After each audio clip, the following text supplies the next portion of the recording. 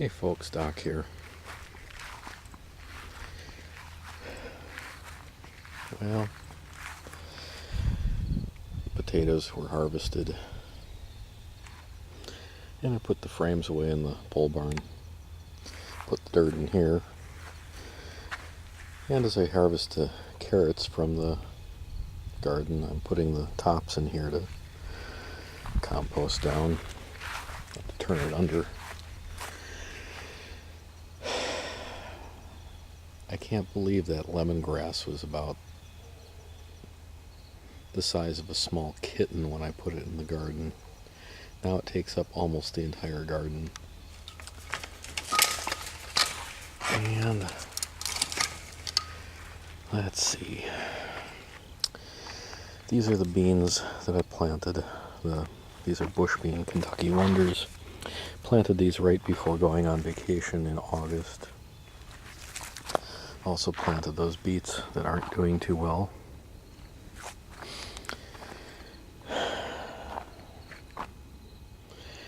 This is all very sad and pathetic. This is the second go-around of the pickling cucumbers that you can see they didn't do too well. And it's probably my fault. I planted them in exactly the same spot that I had them at the beginning, and I never had a chance against the powdery mildew. Ooh. Oh. And here we have a very lovely strawberry. One of the nicest ones I've seen come out of there so far. That's a keeper. I'm telling you, I have never seen so many spiders as I've seen in this strawberry patch. It is unreal, especially for somebody like me that doesn't like spiders too much. You can just see I don't know if you can see it in the camera, but there are a lot of webs in there. I suppose it's good for keeping the mosquitoes down. I planted some white half runners here. You can see they're doing nicely. They're not producing as well as they did at the beginning of the year, but it's still nice to have fresh green beans.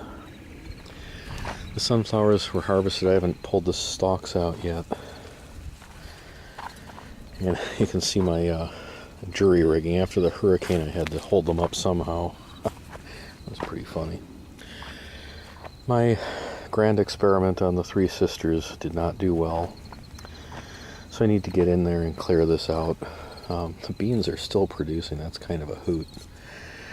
The Lakota squash did not grow. And the corn, although it grew, produced fairly small heads, and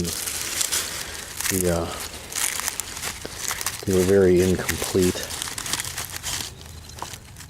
I should probably harvest that anyway and maybe make a corn patty or something.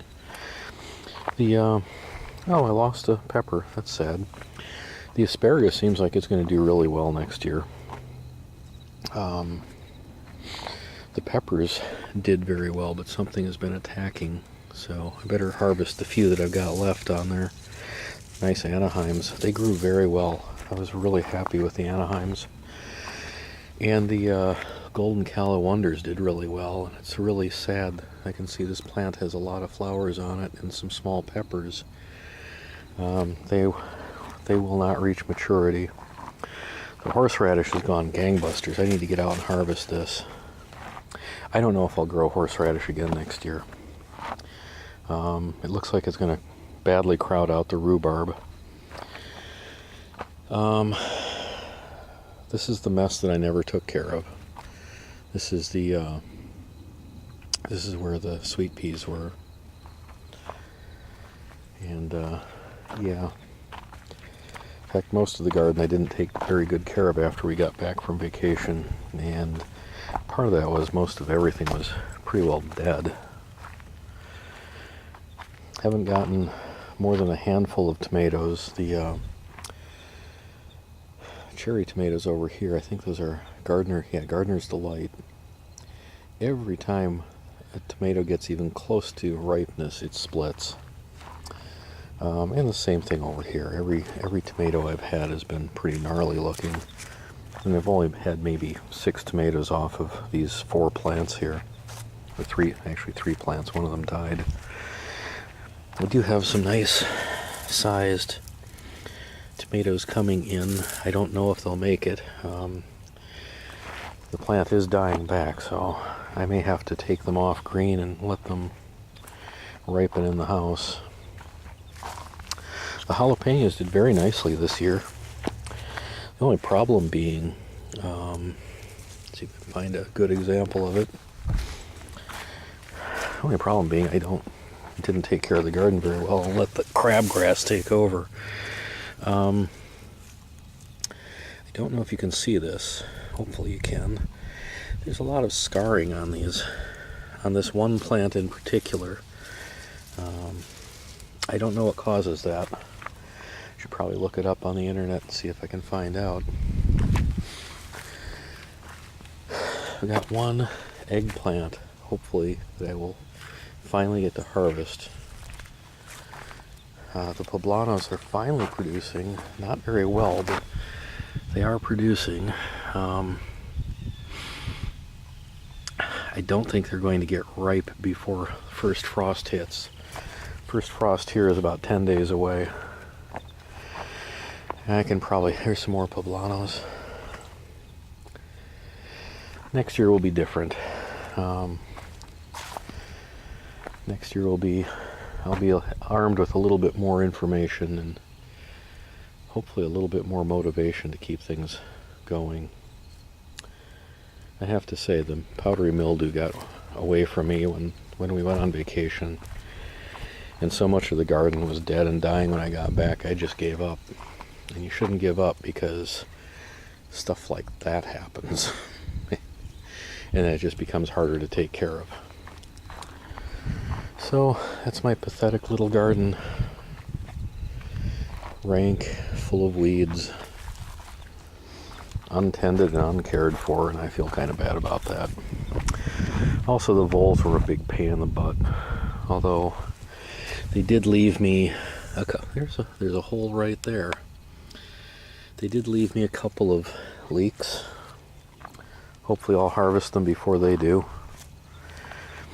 I bought a few mouse traps to set out here to try and get rid of them.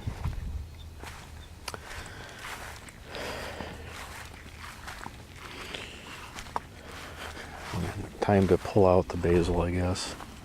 It's self-seeded. That was interesting. Some's been nibbling on the parsley. I suspect deer. The oregano is going absolutely wild. I think the oregano might actually beat back the lemongrass. And we've got some thyme in here. The lavender didn't do very well, and it seems to be getting pushed into by the rosemary. So I think I'm going to move the lavender next year. Hopefully it'll blossom then. Yes, I need more herb garden space. So I think I'm going to yet again expand the garden. That'll thrill my wife. You're going to what? But I am thinking about it. Thinking about coming from right about here, which is in line with where my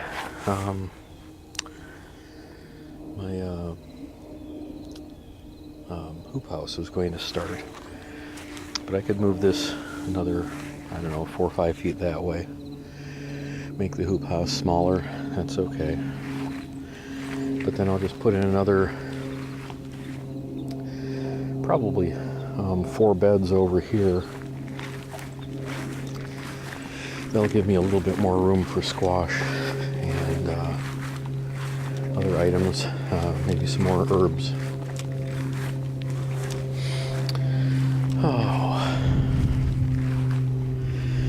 it is depressing looking at this garden and how beautiful it was in the spring and what it looks like now, but a few hours of elbow grease and it'll all be set right and it'll be ready for next year.